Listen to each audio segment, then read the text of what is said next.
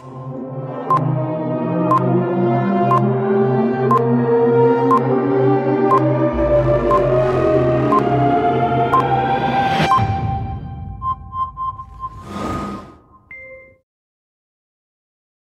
morning, everyone. Welcome back to Bold TV. Today's guest host is Nicole Goodkind, political reporter from Newsweek and friend of Bold. Hi, Nicole. Great to have you back. Hi. Thanks for having me. So, busy day as usual. We have a lot of things to share with you, but I do have to let everyone know that Bold TV is brought to you by Independent Women's Forum, a nonprofit dedicated to developing and advancing policies that aren't just well-intentioned, but actually enhance people's freedoms, choices, and opportunities. So make sure that you put your comments and questions. We have a big show lined up for you today. Corey Lewandowski, who was President Trump's former campaign manager, a congressman, Democratic Congressman Khanna joining us. Put your comments, your questions, if they're good, only if they're good, we will give them to our guests. So let's just talk a little bit about some breaking news. So we know that William Barr was just named as officially the pick by President Trump to be the Attorney General. What do you think of the pick? I think that he is definitely going to be accepted by, the Republican base a little bit better. He worked for George H.W. Bush, so he has that going for him. What it really comes down to is how he's going to treat this Russia investigation and whether or not he's going to recuse himself. So we'll see. I know he said some things about it that make it seem like he supports the president's views, and that might get him in a little bit of trouble and might make it a little bit difficult for him to get. Well, I think the very perfect person to ask this question is a House Democrat, given that the Democrats are taking over the House. We've got Congressman Khanna joining us. He's a Democratic congressman from California's 17th District. Welcome, Congressman Khanna. Are you there? I am. Thanks for having me. Hi, Congressman. Nice to see you again. Great to see you. Yeah. So, what's your take on Barr? Do you think he'll recuse himself? Do you have qualms with that? Well, I agree with you. I think the key is that the Mueller investigation be allowed to continue without interference, and I don't want Barr to interfere with that. I do think this is an insight into the Republican Party. There was a lot of nostalgia for George Herbert Walker Bush, some of it justified. He was a World War II hero. But when you look at the Bushes and the Republican Party, George W. Bush was behind Kavanaugh and pushing for Kavanaugh. And now you have someone like Barr who has been brought in with concerns about whether he's going to recuse himself from the Russia investigation. So we really need to understand that the Republican Party at large has not been holding President Trump responsible and accountable, and that's of concern. Yeah. So moving on, let's talk about Yemen, which is something that you are greatly concerned with and speak about a lot. You recently wrote an op-ed with Senator Elizabeth Warren calling for an end to U.S. military aid for the Saudi war there. I know that you wanted to pass some sort of legislation invoking the 1973 War Powers Act, but you were thwarted by a bill called the Manage Our Wolves Act, which is kind of bizarre. So can you tell me a little bit about that? Now, first, just to put it in perspective, people who've seen the pictures of the young girl dying of starvation, there are hundreds of thousands of children in Yemen who will die in the next couple months if we don't do anything. There is a famine that could threaten 14 million people. Some things are about politics. This really is not. This is about basic humanity. We need to stop the bombing and get food and medicine into young kids so that we can save their lives. I introduced a resolution in the House along with Mark Pocan and Walter Jones and colleagues of mine. We had 15 Republicans actually support it, and it just called for a debate on the House so that we could stop our aid to the Saudis, which are bombing Yemeni civilians. The Republicans didn't allow a clean vote on the bill. They did something that is illegal. They put that bill in a bill regarding endangered wolves and weren't even allowed to have a clean vote on Yemen in the House. It was one of the most outrageous things I've seen in my time in Congress. Fortunately, Bernie Sanders and Mike Lee are taking it up in the Senate. They will have a vote next week. But again, the Saudi lobby is out in full force and trying to defeat that vote. So, Congressman, aren't you worried about a potential vacuum basically, we know this is more of a proxy war between what's happening with Iran backing the Houthis and Saudi Arabia trying to back the opposition. So aren't you concerned about a leadership void? And would that allow the Iranians, as we know, they have an incredible ambition to be a regional hegemon? Aren't you concerned about that?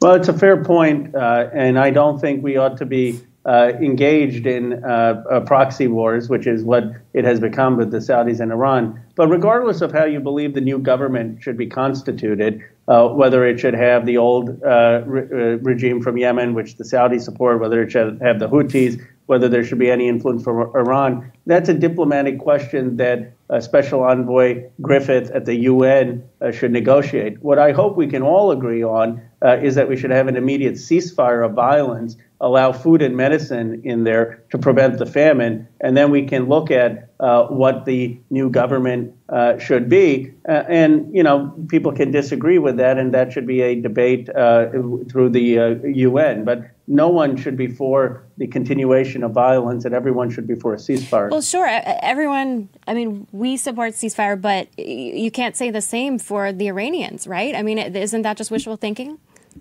No, because right now the people who are bombing the port of Hodeidah, which is the key place where we need the ceasefire, are the Saudi coalition. I mean, they're the ones bombing it. I'm not saying that Iran isn't involved in parts of the civil war. The influence, I think, has been slightly exaggerated, but there is an Iranian involvement. The problem, though, is that the port of Hodeidah is what's being bombed, and according to the UN, that's why we're not allowing food and medicine. So what I've said is stop the bombing of the port of Hodeidah. At the very least, the United States shouldn't be supporting that bombing. We're not supporting Iran. We should have no reason to be supporting the Saudis. And once the port is open, food and medicine will be able to get in. Representative, there are reports that Saudis are bombing, school buses full of children. They're blocking water supply, which is leading to a huge, unprecedented cholera outbreak. If the U.S. continues to support Saudi Arabia's efforts, is there any way we could be faulted for these humanitarian crimes? Well, we are. There are Yemenis kids who think that it's American bombs that are killing them, and many of the Yemeni civilians blame the United States. I think unfairly, because I do think that the atrocities have been more the Saudis, and our military would never act in the barbaric way that the Saudis have acted. We have a much more regard for human life. But it is backfiring on us because we're being blamed for the Saudi action. And that's why it's in the U.S. strategic interest to say we have nothing to do with the coalition's bombings. We don't support that bombing. We're not going to aid that bombing. And this is Saudi Arabia that's doing it, not the United States. Right, and that could lead to, ISIS coming in, and it could end up hurting the U.S. down the line. But it seems like there's a peace process beginning in Sweden. Are you hopeful? I am. I actually thought that was a very encouraging sign in Sweden. It's one of the most encouraging signs I've seen in the last year since we've been trying to get this conflict to end. But I think the more the United States does, the more pressure there's going to be on the Saudis to negotiate. And the biggest thing we can do is send a message from Congress that the United States isn't going to support this war. So, Congressman, we want to turn real quick, while we still have you, to the topic of the environment. And I know you tweeted out, I think we got your tweet that you tweeted out in support of Alexandria Ocasio-Cortez to chair some type of climate change committee or lead up the initiative for Democrats. My question is, isn't that just a little bit reckless to put it in the hands of someone who has so little experience as it relates to science and climate change, that if you want to be taken seriously, and look, I'm all for women running for office. I think it's laudable what she did in terms of defeating the incumbent. That was a pure miracle. But in terms of being taken seriously on a policy level, does she have the depth for that? Well, I think she has the vision and the boldness.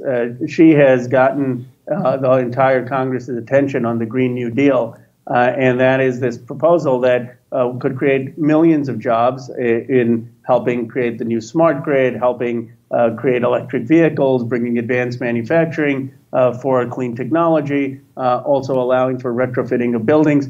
So she has been bold in ways that others haven't. She doesn't take a dime from fossil fuel money. Look, I value experience. We've got a lot of committees like the Energy and Commerce Committee that we have veterans for 20 years, and the Natural Resources Committee, any legislation, multiple committees. But I don't think it's a bad thing in a Congress to also have some of the freshmen have a leadership role. I'm not saying all freshmen should be in leadership, and I support people of experience for Speaker and Majority Leader. But the Congress is supposed to consider all perspectives, and I think this new freshman class deserves some leadership role. Sure, but look, green jobs sound wonderful, but we see in practice Solyndra, the collapse of Solyndra. You see the experiment by Germany, $2 trillion of green initiatives. And what ends up happening is it hurts the middle class because they end up paying more for their energy. And it's the green economy has collapsed around the world. So why would we continue to do what we know is not working? Well, that hasn't been my experience in California. In California, we've achieved 33% renewable energy. We're creating a lot of jobs. We're responsible for the president's stock market. Companies like Apple and Google have driven most of the economic growth in this country. It's also in the Midwest.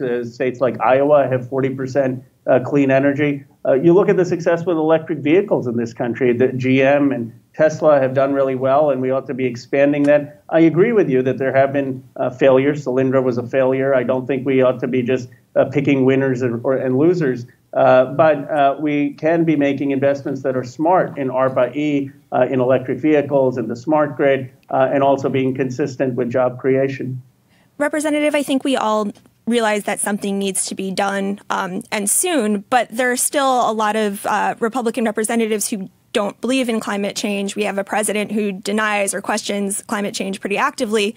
How are you going to get this Green New Deal passed? What are you going to do to get some of those Republicans on board? Well, fortunately, there are some Republicans who are at least acknowledging that climate change exists. I'm on a bipartisan caucus, the Climate Change Solution. I joined that with Francis Rooney. It's no coincidence that he's from Florida. I think states which have been impacted by hurricanes that have had greater force because of the warming of the water, states that have seen firsthand the impact of tornadoes and more severe tornadoes, that have seen fires. Fires and hurricanes don't distinguish between whether a community has more Republicans or Democrats. And so I think you're seeing more and more members of Congress willing to do something. Now, we have different ideas about how we get there, but I'm heartened that there's at least some members who are on the Republican side acknowledging that something needs to be done. So, Congressman, can you tell us first exactly what is the Green New Deal, or the New Green Deal, I should say? No, the Green New Deal. It's the Green New Deal. What is the Green New Deal? And as a Republican myself, when I hear that, I think of, wow, this is going to be more debt. This is going to be more spending. We have a big deficit problem. I'm mad at the Republicans for what they did with the deficit. I think they were fiscally irresponsible. But my question is, why would Democrats to continue that path if, when I hear Green New Deal, we know the New Deal, the original New Deal was a lot of more government spending.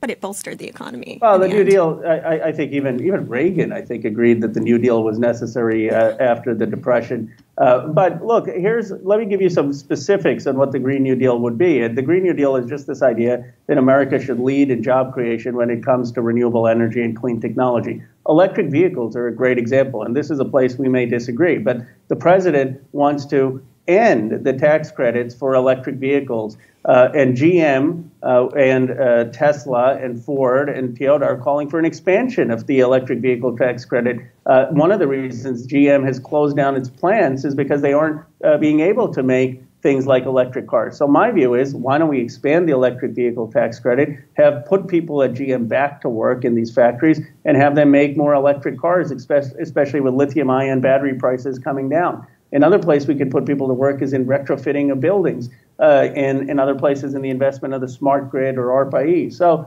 I think that these investments and tax credits have to be smart. I would welcome my Republican colleagues to the debate to see what are the best policies. And then we ought to implement this to be the leader in the nation on creating, leader in the world in creating these kind of jobs. Great. One last question, Congressman. I know that Dan Lipinski, your Democratic colleague, you endorsed his primary opponent because she was pro-abortion. I'm someone who's pro-life. And you had said that the right to an abortion is a civil right. And for me, I find that to be just completely different in terms of the right to protect an innocent child is so different. So, but when you said those comments, there were only 2 pro-life House Democrats. It's clear that to be pro-life in the Democratic Party, it's an endangered species. Is there room in the Democratic Party for people to have an actual ideological diversity?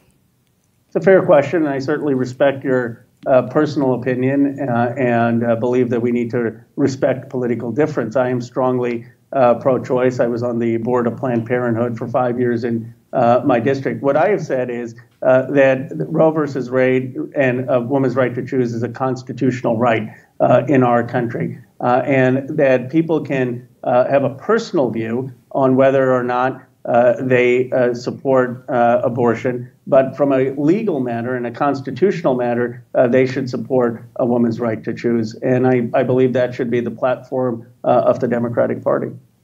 Well, it certainly is, but the debate about the Constitution, I think, is still very divided in the country. So, but we appreciate you coming on, Congressman.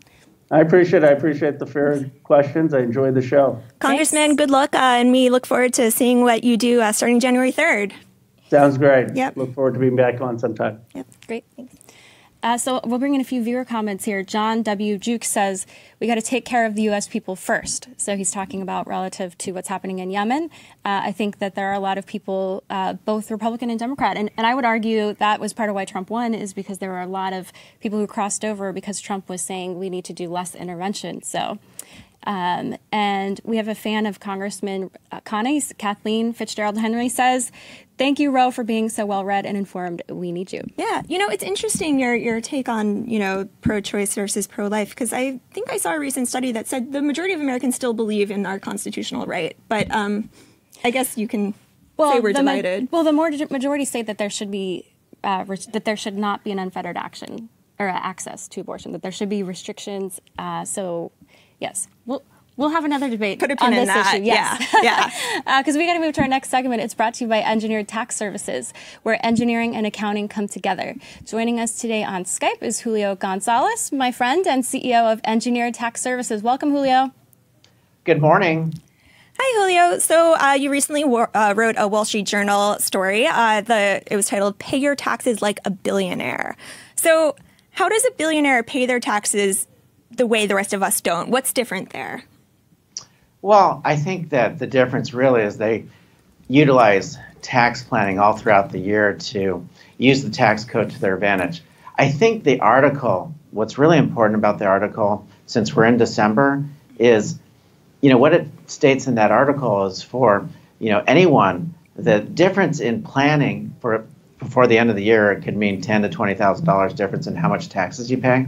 So I would say the article is all about urgency, right? We have a new tax code, we have different tax rates, we have different tax deductions, and if you don't do the planning by year end, by 12/31, you could lose up to $10,000, $20,000 depending on your income on how much you pay. So I would really press people to have a sense of urgency to get to their account, get to their CPA, and start going through the receipts, because I think what happens is most people wait till the end of the year, get everything together, and then start to go see their CPA or accountant in January. That's too late. You've already missed that opportunity for planning. Now, what do you do if you're far from being a billionaire? If you're just scraping by and, you're working 2 jobs or whatever it is, you don't have time, you don't think you have time to really keep track of this stuff. How can you do little things throughout the year to make it easier when January comes around? I think what you could do to make it easier is if you use like an online checking system, you can load that into these free tax software programs and basically see what your tax liability is. You can do that easily. It transfers easily to these softwares. And then you can start to use the different deductions, it'll give you highlights on what are the limits, what else do you have to deduct. Because, the article says, hey, we took the standard deduction from $12,000 to $24,000 so that a lot of people don't have to itemize. But if you're going to itemize, you have to look at, what it is you have to itemize, and can that outweigh the standard deduction. So really the planning is important, because once 12/31 hits, you don't have any more time to plan, and you're going to miss out on the benefits from simple planning. So, Julio, can you talk a little bit about, for our viewers, the difference between investment versus consumption and the tax rates, and how that relates to someone who's, just mathematically, people who tend to be wealthier, they tend to invest more, and that's part of why they're paying maybe lower taxes. Talk about that difference for our viewers. Well, with investments come certain tax benefits, tax deductions. Some investments you can write off, and that's the key. I mean, they use that to their advantage. Most people that are in investing is, how do I buy an investment, deduct it, whether it's real estate or stock? If we're, having stock and we hit the market at the end of the year and it's in a downturn, write off those losses and then go back into the market, right? So how about like a let's say hypothetically a millennial, a young person who doesn't think of themselves as an investor. Maybe they think of an investor as someone who's much older, much wealthier. What advice do you have for a first-time, just young person to think about how to think like an investor? Right. So by the end of the year, you still have an opportunity to lower your taxes by going into your 401, doing an IRA, and those, can be minimum of $500 up to $1,000, up to $2,000, up to the certain limits. So those are things that we have 20 days to look at. If you have an extra amount of cash in your bank and you want to put that into some type of investment account that is a tax deferral account, you can take advantage of that and get the tax benefit from doing that. So again, that's why, Carrie, I really stress that you got a few weeks to do this, and it may make sense to at least, go through these free software programs or sit down with your accountant, take an hour to do that, and it's going to make a difference. What's the best software program? Oh, there's a lot of free ones online, so it's just easy as going into Google, and there's plenty of free softwares online, and I hope, Carrie, that you do it as well, and I hope you take a little bit of time over the weekend. I know you guys are busy running the show. I'm not ready for taxes. I don't want to do them. No, it's so important, Julio. So fun, and my dad right? is CPA, so so he's been teaching you. He's tried. He's tried real hard. Okay. Yes. Well, thank you, Julio, and thanks for the wake-up call. Okay. Thank you. Bye. Yeah. Guys. Maybe I think people would say millennials need to stop eating avocado toast, and then maybe they would be able to invest. But we all know that's not how it really is. Yeah, you live below your means. Yes. You can be wealthy. It doesn't matter how much you're getting it in. It's all about what's going out. Yeah, hard to do in New York City. I'm sure we can all agree. Very to that. true. Very true. Yeah. So we're going to move on to our Bookstr segment. Bookstr is a website for book lovers and much more. Joining us on the phone is Corey Lewandowski. He's the former campaign manager for President Trump. Corey is joining us to talk about his new book, Trump's Enemies, How the Deep State is Undermining the Presidency. Hi, Corey. Hey, good morning. How are you today? We're doing well. Thanks for joining us. Hi, Corey. It's nice thank you. to hear your Hello. voice again. So in your book, you suggest that some of the president's administration officials are working against Trump's agenda. When we talked about this a little while ago, you mentioned, former officials Gary Cohn and Rob Porter. What is the specific thing about the president's agenda that these officials are stopping? Well, look, the great news is I'm proud to say that our book made the New York Times bestseller list, so I'm very happy with that. It's a big honor for Dave and I to have written 2.3 last year and both be New York Times bestsellers. Congrats. But in the book, what we outlined very specifically, and what Bob Woodward talked about in his book, was Gary Cohn and Rob Porter's not only ability, but taking documents off the Resolute desk that the president was supposed to sign to renegotiate a trade deal with South Korea. And what's scary about that is nobody elected Gary Cohn or Rob Porter. And they decided in their own infinite wisdom that they didn't want the president to sign a trade deal to renegotiate on behalf of the country. So they physically removed it from his signature process. I don't understand how that isn't considered an enemy. The fact that nobody voted for Rob Porter or Gary Cohn, but they were trying to determine whether it's for financial gain or self-motivation, I don't know, what was best for the country is beyond me, and that clearly qualifies as an enemy not only of the president, but of the country. Corey, you really have the president's ear. You travel with him quite a bit. I know you don't like to talk about your private conversations, but does he express concern about these people? I know when we spoke last, you told me that there are still people in the White House who you think are actively fighting against his agenda. Well, I can say this. I refer back to what the president said during his 60 Minutes interview with Leslie Stahl when she asked him, are there people in the building who you don't trust? And his answer was yes. And what I say in our book and what we encourage the president to do publicly is to make those changes now, after the midterm election, as he starts to put his focus on the 2020 reelection effort.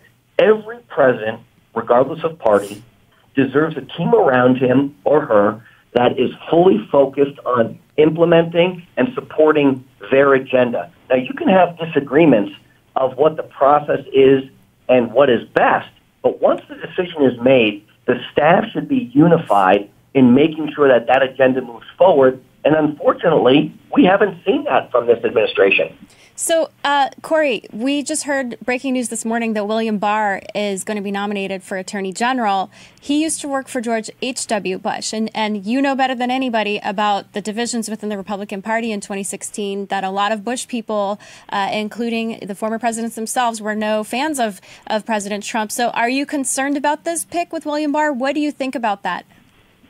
You know, I got to be honest, I don't know Bill Barr. I've never met Bill Barr.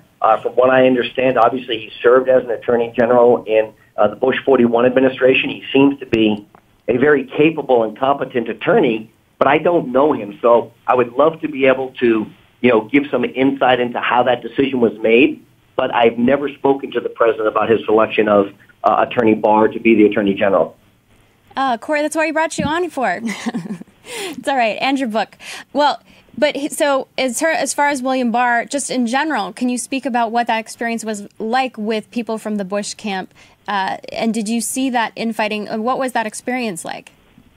Well, look, we talk about a lot in the book about the rivals of the president and how many of them have become some of his closest allies. And sure, do we have a rivalry with Jeb Bush? You bet we did, because when you're in the middle of a presidential primary, rivalries happen, and that happened on the other side with Hillary Clinton and Bernie Sanders. But remember, Donald Trump released Lindsey Graham's cell phone number to the world, and now these two individuals are very close. We were an adversary with Rand Paul and with Ted Cruz, and now he's working with them on a daily basis to get his agenda done. And I think if you look at the president and his relationship with the Bush family over the last week, it has been phenomenal. It has been respectful. It has been one where the country deserved to send off President George H.W. Bush in the fashion that he was sent off to remember a man's life that gave so much to his country. And the president was the one who helped make that happen. Yeah, Corey, I think you have a good point there. A lot of the Republicans who were initially very critical of President Trump are now, coming around and agree with him and are reluctant to speak out against him. Do you think that the Republican Party has fully transformed into the party of Trump? Is this a major transformation we're seeing here that we'll see into 2020 and 2024? Well, I'll tell you what, there's a whole chapter in our book about the so-called conservatives who wanted a Republican conservative elected president but refused to support this individual. Guys like, Bill Kristol and Jennifer Rubin at the Washington Post, who claims to be a conservative, but she's as much of a conservative as I'm a socialist. You know what I mean? She's the absolute antithesis of a conservative. These people have made a cottage industry by attacking Donald Trump, not because of his policies, but because of the way he delivers a message. So, George Will, another example. So, has he fully taken over the Republican Party? No. Are there individuals who claim that they wanted a conservative to be the president but still don't support him? You bet there are. And the American people are aware of that. And these people are really doing a disservice to supposedly being conservatives. So you mentioned about the New York Times op-ed, just going back a few news cycles. There was an anonymous op-ed in the New York Times written by someone who claimed to be in the Trump administration, who was very behind back channels, very clear about that this person wanted to undermine the president's agenda. Who wrote that op-ed, and how I guess break it down for us percentage wise? What percentage of the Trump administration do you think is undermining him? Well, so it's a great question who wrote the op-ed, and in our book, we sit down with the president and ask him that very question. We have a wide-ranging interview. The only interview he's done in the first 2 years was done for our book, for a book, and he did it with us. So we printed verbatim, and we asked him who wrote anonymous. And if you go back and you look at what the New York Times said, they said it was a senior government official, of which about 3,000 people qualified. But they also said that they had to verify who this person's identity was, which tells me it isn't a known commodity. So it's probably somebody who has a role in the government that isn't directly involved with decisions in the White House, but maybe has attended a few meetings or has their own agenda. Look, that person is a coward. That person, if they want to air their grievance, should leave the government and come forward from the camera and allow other people to criticize what the remarks are that they're making and stand fast in their opinion, but they don't do that. They feel those people are weak and they're cowards, and they want to write an anonymous letter and not stand up and have the opportunity to be questioned. That's a disservice to the country and to the president. And so, are there people like that in the administration? You bet there are. Are there people, what we refer to as the deep state in the book, and that is the term that is given to the holdovers, right? Well, what percentage would you say? What percentage do you think of the Trump administration is the deep state? Well, if you qualify that term to include individuals who are holdovers from administration to administration, it's got to be north of 50% of the federal employees are holdovers from previous administrations. And the real problem is the president sorry, you cut out. Nominated, you said north of 50%? 50, yes. There's hundreds of thousands of people who are career bureaucrats who make decisions. And when you have a individual who comes to Washington to fundamentally transform it, they don't want to see the government transformed. And the problem that we have is we've got hundreds of people waiting for Senate confirmation who are sub-cabinet level individuals who are supposed to be overseeing these people that have not been confirmed. They're sitting there waiting because crying Chuck Schumer is using the Senate rules to hold those nominations up. Corey, you've spent the majority, if not all of your career working in politics as well. So what differentiates you from these other people who spent their careers working for the government? Well, I'm not a government employee, right? I'm but not. You've been working in politics your entire career. But look, I'm very forward-facing about what I believe, right, and the candidates that I support. And the difference is, if you're a government employee and your job is to implement the policies of the administration of which you're serving, and you are going out of your way to not only not implement those agendas, but to subvert that agenda, then that's very dishonest, and you should leave and go do something else. So to be I'm clear, very forward about what I'm doing. So to be clear, you're taking issue with federal and government employees who are actively trying to subvert the president's agenda. You're not taking issue with lifelong employees of, the EPA, which is really standard, and it has been standard for years. That's right, but look, the problem of the deep state is not new to Donald Trump. Barack Obama complained about the holdovers from previous administrations as well. Ronald Reagan talked about this. The difference is they have a mentality of, we own the government, you rent it. They're there for 10 or 20 or 30 years, and the president is there for 4 or 8 years. And so they understand how to use the bureaucracy and how to slow things down if they don't want to see a particular agenda move forward. And I think that's dishonest. Look, if you don't agree with what the president's agenda is, you have an opportunity to go do something else. There is no obligation to work for the government. So, Corey, depending on how successful the president is on implementing his agenda, how would this shape what happens in 2020? If you were to say who is the strongest candidate by the Democrats, who would that be? And then second of all, would Trump be made weaker in fighting that person because of what's happening with the quote-unquote deep state? Look, I think the Democrats are going to have a legitimate handful of candidates that are very real, whether that's Joe Biden, Kamala Harris, Michael Bloomberg, the mayor of South Bend, Indiana. There's going to be a real handful who will emerge as the top tier. And they are so far to the left. They are so out of touch with the mainstream states that they will perform more poorly than Hillary Clinton did. That's difficult to fathom, right? You have to remember, the blowout that Donald Trump had in the election was so significant that he could have lost the state of Florida and still been elected president. That's how much he destroyed Hillary in this election. And the Democrats are looking to nominate a person who is more progressive than Hillary Clinton. Well, this is all conjecture, and we're, none of that is based in fact. But we did see that the House went to Democrats in midterms this year. Is that something that should worry the president? We also saw that, the markets aren't doing as well as they were. And this is a president who's really hitched his wagon to a growing economy. If we do happen to fall into recession in 2019 or 2020, is the president going to be in trouble? Yeah, but look, the employment numbers came out today, 155,000 new jobs, and we're at 3.7% unemployment. we're a long way to go from a recession. We are at full employment, and our growth rate is, somewhere north of 3% every year, when it used to be at 1.2 was the new normal under Barack Obama. Yeah, and then finally, last time we spoke, Corey, you were kind of in the pocket. You liked one Democratic candidate in particular, Michael Bloomberg. You thought that he really had what it took to go up against Trump. Do you still believe that? He has a very deep pocket, and he's progressive enough to get the nomination, and so he could be a very serious contender in 2020.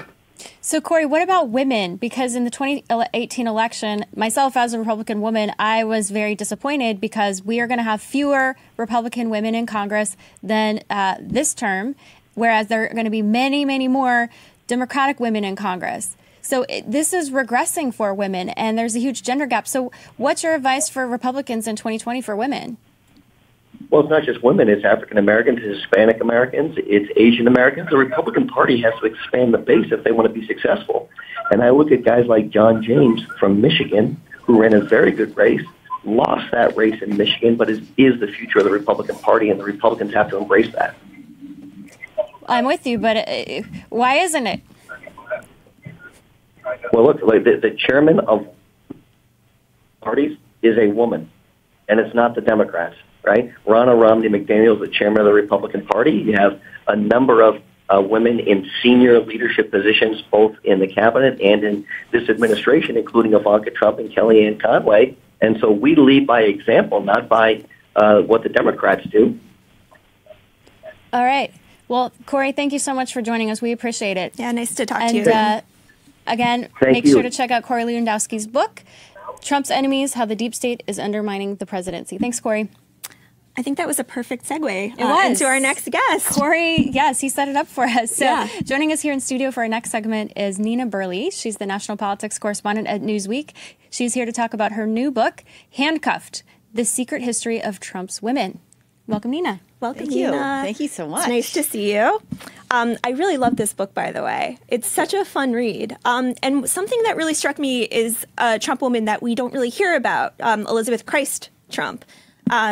She had a really large role in the founding of the Trump Organization. Mm-hmm. Donald Trump's mother, Donald Trump's grandmother. German grandmother. Emigrated here from Germany and didn't really want to be here, was kind of dragged here by his grandfather, who had made his fortune in brothel saloons out west, and then went back to Germany and got the girl next door, this China doll beauty, and brought her back. And she had 3 children, and then he promptly died of the Spanish flu, leaving her at a time when women couldn't even have bank accounts, basically, to raise these children and figure out what to do. And she started the Trump Organization. She actually incorporated the Trump company using a small nest egg that he had left her and building a house on it, borrowing money to build it and then selling it and beginning the Trump Organization.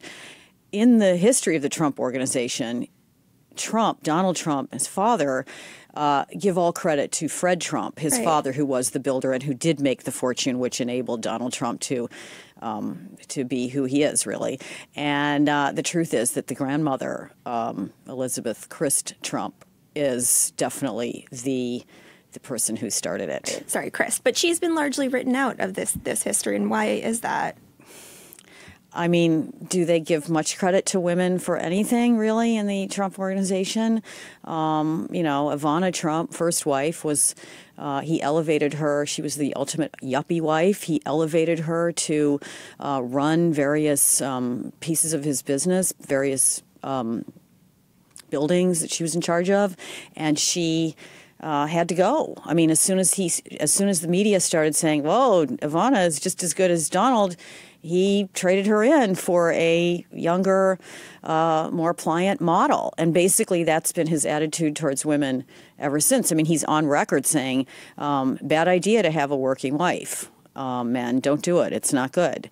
And the women who have since then who have been part of his life, willingly or unwillingly, are the ones that he chooses are the ones who are pliant. He likes to brand women. He likes to, that's why he got the pageants. That's why he got into the modeling industry, because he likes to brand and commodify the feminine. But that's what he's doing. So I'm the niece of a former Miss USA, and she passed away 2 years ago, and I think she would very, very strongly disagree with what you just said about the pageant and about Miss USA, because for her, it opened so many doors. She got to travel the world.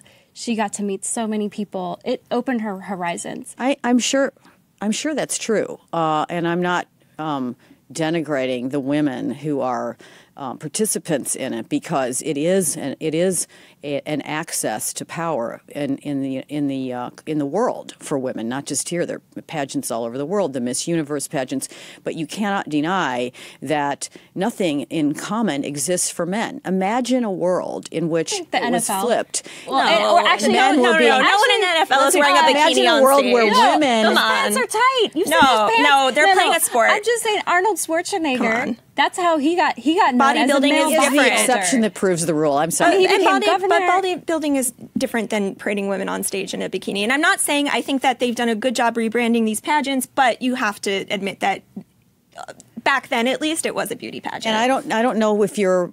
Did you see it was your aunt? Yes. Yes. Your aunt was probably not a teenager in the dressing room when Donald Trump, the owner, came by ogling girls who were putting on their clothes and who were in their bras and underwear, and then went on Howard Stern and brayed about it.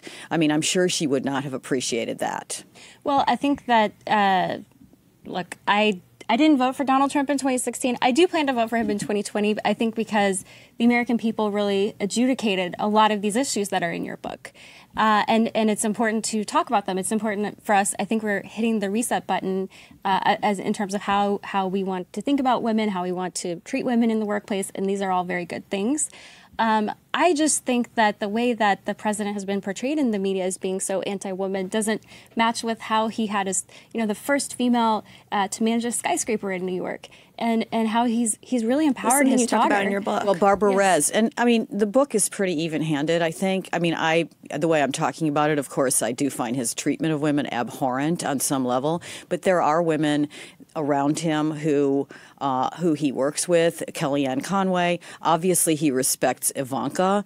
Ivanka is, the feminine face of the Trump organization, and as I write in my book, if she survives the Mueller.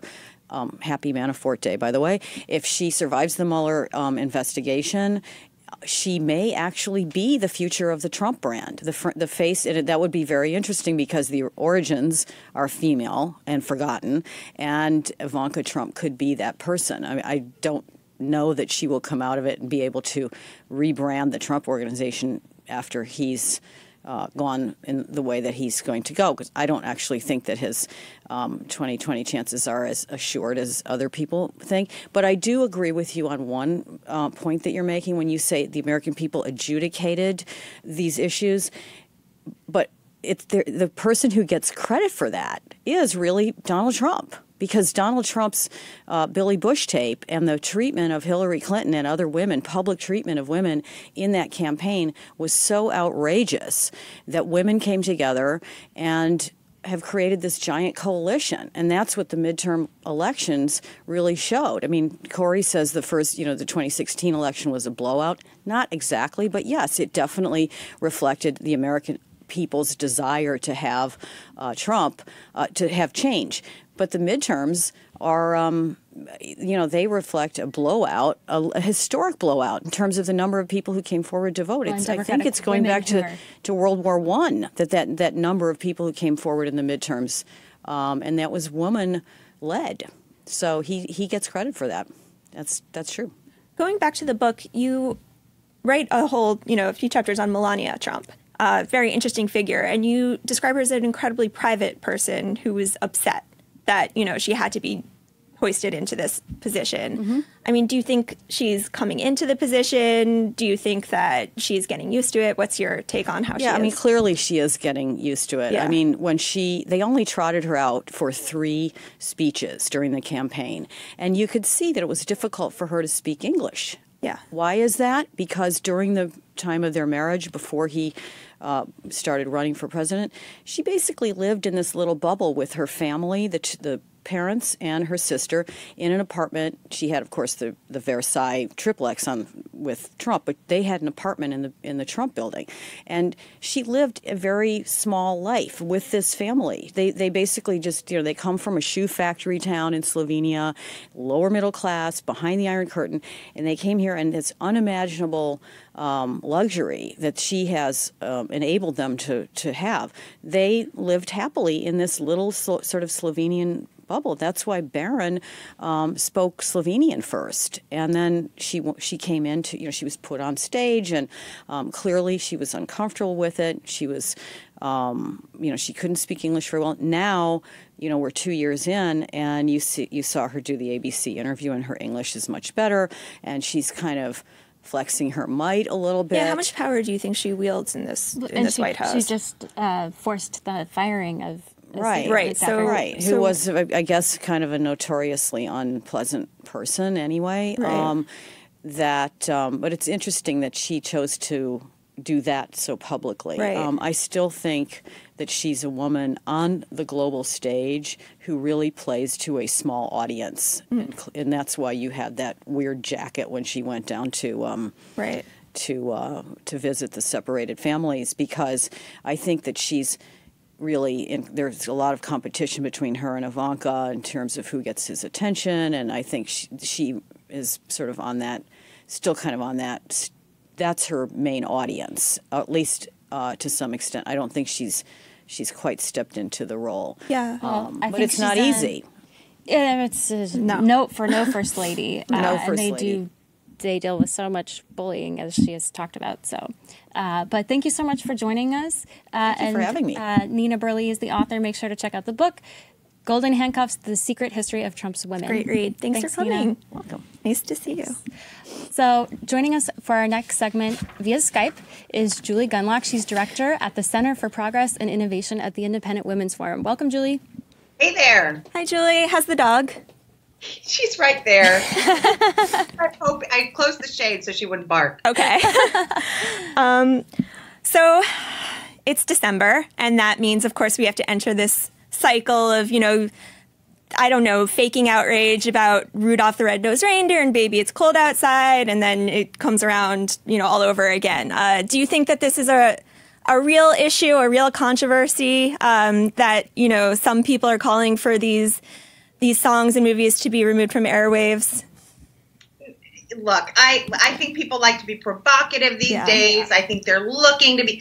We have a very sort of active outrage culture where, I'm just waiting for someone to do like a think piece on Mr. Rogers and how really he was a bad dude, right? I mean, it's just unbelievable how we can find outrage in anything. So, yes, it's the holiday season. So, of course, we're going to target sort of much loved Christmas traditions, Rudolph the Red-Nosed Reindeer and Baby It's Cold Outside. The bit about Rudolph the Red-Nosed Reindeer was particularly galling to me. I mean, to be honest with you, and explain to our viewers what the supposed issue is. Yeah, so with Rudolph the Red-Nosed Reindeer, people were saying, Santa's not very nice, and this is bullying behavior, and those reindeer, leaving him out of reindeer games, that's exclusionary behavior. I mean, I can't believe I'm having to explain this. What is the lesson of Rudolph the Red-Nosed Reindeer? Please. Is that he overcomes these things, and so does the little elf who wants to be a dentist, right? It shows children that, life isn't fair, and that you're going to encounter mean people, even people like Santa, who you think are like always going to be nice. You can experience these things from people you wouldn't expect it to, and the goal is to overcome this. And so, it's not really, that's the thing. It's like, it's not really hard to understand that you're supposed to get that. Yes, Rudolph the Red-Nosed Reindeer faces hardship and then he overcomes it. These are very simple. These are very simple things, and they're important lessons. I think that kids actually, if I were a bullied kid and I watched Red-Nosed Reindeer, we are really having an intellectual discussion about this. I might find some comfort in that. I might say, you know what? He overcame it. I can too. Yeah, so we're in the last stage, I think, of this content cycle. And I read a really interesting article, I think, in New York Magazine that kind of explains all of this Rudolph the Red-Nosed Reindeer controversy. So what happened was some people joked about it on Twitter. This was a joke when they were talking about the bullying. Maybe they truly believed it, but, they were trying to be funny. Very small audience. They're, 200 followers. Huffington Post comedy, the comedy section of Huffington Post, picked this up and made a video.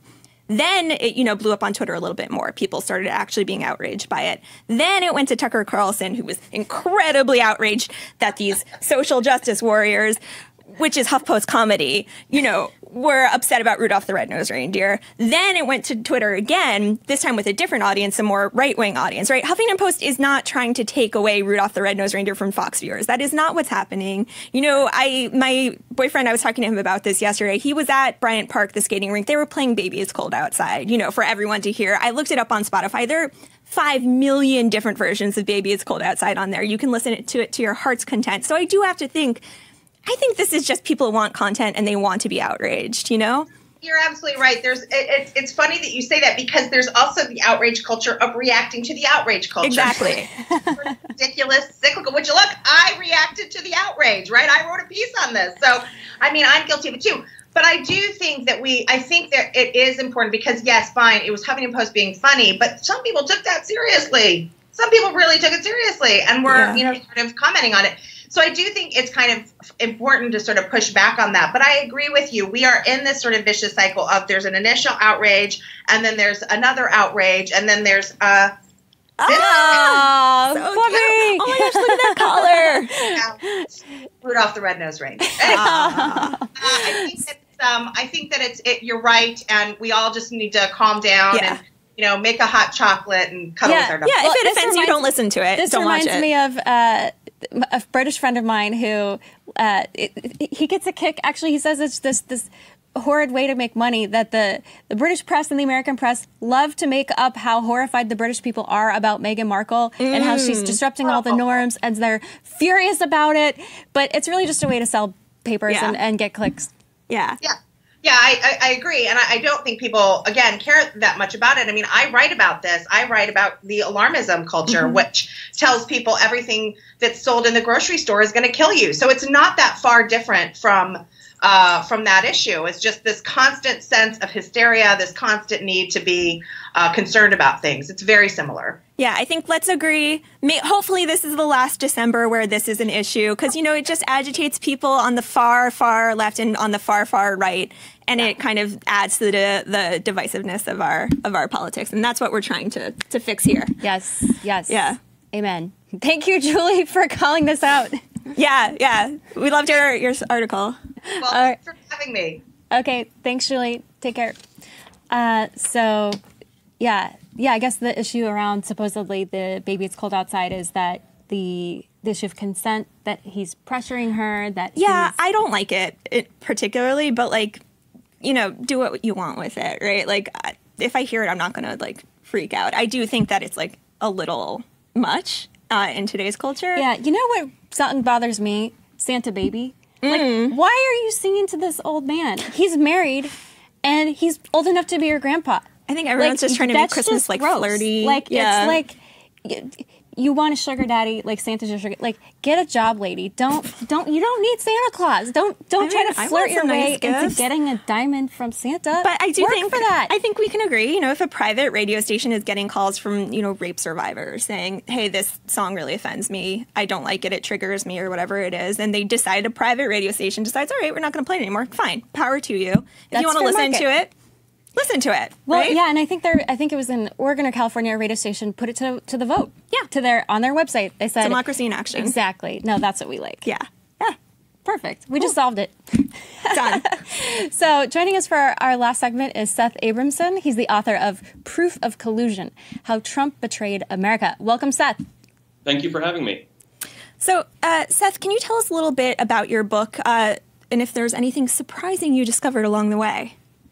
Well, so what Proof of Collusion is a compilation of hundreds of major media investigative reports from around the world and from the last few decades. And what's so interesting is how much of the evidence of collusion is in plain sight. What I often say to people is that when you read proof of collusion, if you think of yourself as a juror deciding the collusion question, you feel like you've had your hair blown back by the volume of the evidence, frankly, that we already have.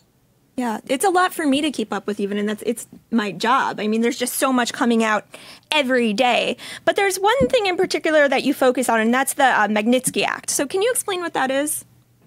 Sure. So the theory of the case that is presented in proof of collusion is that there was a money for sanctions relief quid pro quo, essentially that Donald Trump's Russia policy, which was historically pro-Kremlin, worth trillions of dollars to the Kremlin and with no benefit whatsoever to the United States, was bought and paid for. And so the Magnitsky Act is part of the sanctions that Vladimir Putin wanted removed, his top issue in 2014, 2015, and 2016. And these secret deals, two of them, that we know Donald Trump was negotiating with the Kremlin through his agents during the 2016 presidential campaign, was part of that quid pro quo for unilaterally removing Russia sanctions, again, with no benefit to the United States whatsoever.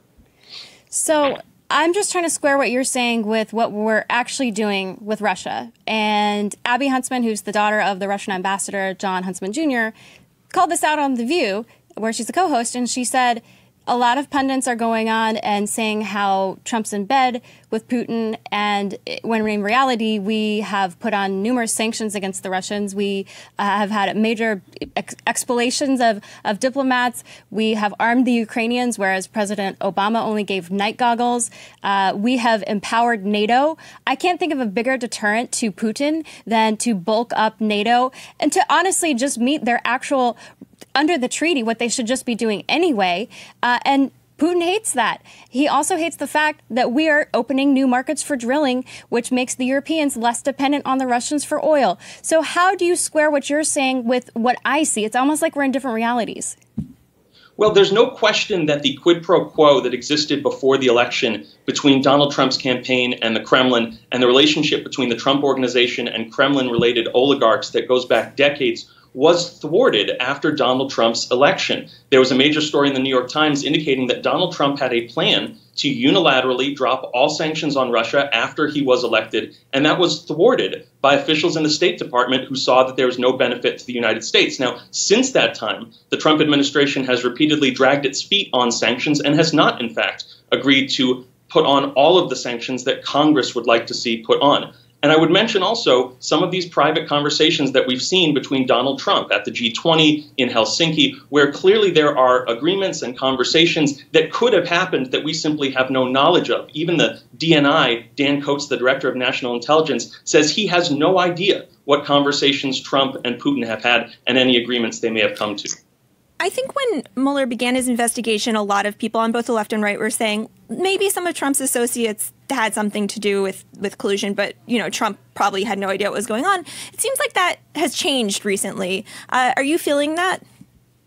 Well, what I would say is that this is the most complex, far-ranging federal criminal investigation of our lifetimes. You would normally expect a complex investigation of this sort to maybe take 7 or 8 years. So in fact, Robert Mueller is moving incredibly quickly to bring indictments against those who are lower level and frankly some upper level individuals within the Trump campaign, hoping to get information from them, as is standard in federal investigations, against those higher up in the hierarchy. Now that we're looking at Roger Stone, Jerome Corsi, Donald Trump, Paul Erickson, and others possibly being within 30 days of getting indicted, I do think that there's been a shift. People are seeing how successful this investigation has been, how many historic number of indictments. I mean, if you go back and compare it to other special counsel investigations, this is the most successful and efficient federal criminal investigation of the White House in the last 30 years. Well, Seth, but aren't these indictments for behavior that occurred before or after the campaign, i.e. like Paul Manafort? He did all manner of sketchy things before taking office that were the campaign, before completely unrelated to the campaign. And a lot of the indictments have to do with reports of lying, alleged lying to officials after the campaign. So it seems to me that there's a lot of trying to put the blame on things, specifically blame on the president, when a lot of these actions don't have anything to do with the president himself.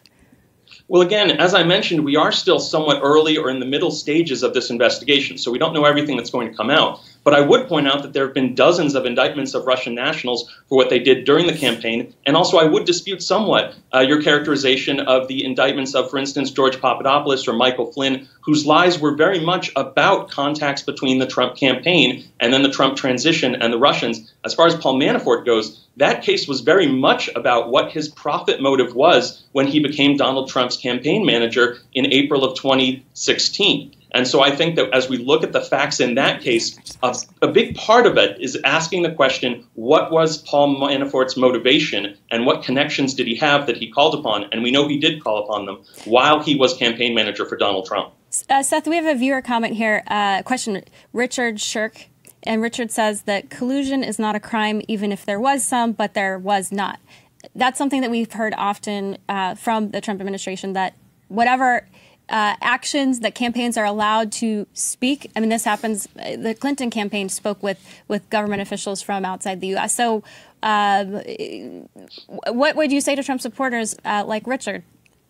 Well, first of all, a federal court just held that collusion, in fact, is a crime. It's called conspiracy to defraud the United States. But in the second paragraph of proof of collusion, I lay out the fact that collusion is really only a legal term historically in antitrust law, which is not what we're talking about here. I use the term collusion as an umbrella lay term under which are dozens of federal criminal statutes that are very specific, very serious, and are involved in this situation. For instance, bribery, money laundering, conspiracy to defraud the United States, as I mentioned, conspiracy to commit election fraud, aiding and abetting computer crimes, and of course, the many crimes that appear to have been committed after the Mueller investigation was initiated: obstruction of justice, witness tampering, making false statements, lying to Congress, failing to register as a foreign agent, illegal solicitation of campaign donations from a foreign national. So there's no lack of federal criminal statutes that are brought to bear under the umbrella term of collusion, which again isn't a non-legal term in this case. Professor Abramson, I just want to bring this back to something that's happening right now, which is what is happening with the murder of Jamal Khashoggi and Saudi Arabia, because the Magnitsky Act really started under similar circumstances. Someone in Russia was, mistreated, and then Obama put this act, which was a lot of sanctions, as a repercussion of that.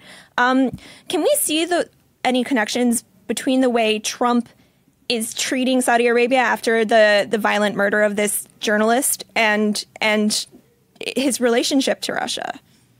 Well, let me clarify and say that the Magnitsky Act sanctions are only a small piece of the sanctions picture. In fact, the sanctions that are costing the Russians trillions in lost oil revenues are the sanctions that were put on after Vladimir Putin's illegal 2014 annexation of Crimea. So that's what mostly the sanctions focused on in proof of collusion are, those sanctions. As far as Saudi Arabia goes, there's a meeting that we will be talking about much more in 2019 that wasn't talked about much in 2018 or 2017, which is that on August 3rd, 2016, George Nader, an emissary of the Saudi Arabian government, came to Trump Tower and offered, according to the New York Times, illegal collusive assistance pre-election to the Trump campaign, and Donald Trump Jr. said yes while sitting in Trump Tower. So we have a 30-year history of connections, once again, as with Russia, between Donald Trump and his family and the Saudis, and we do have an identical, almost symmetrical or synchronous relationship between Donald Trump and MBS Mohammed bin Salman and what we see with Vladimir Putin. And both are of great concern to Congress. And therefore, I think now that we have a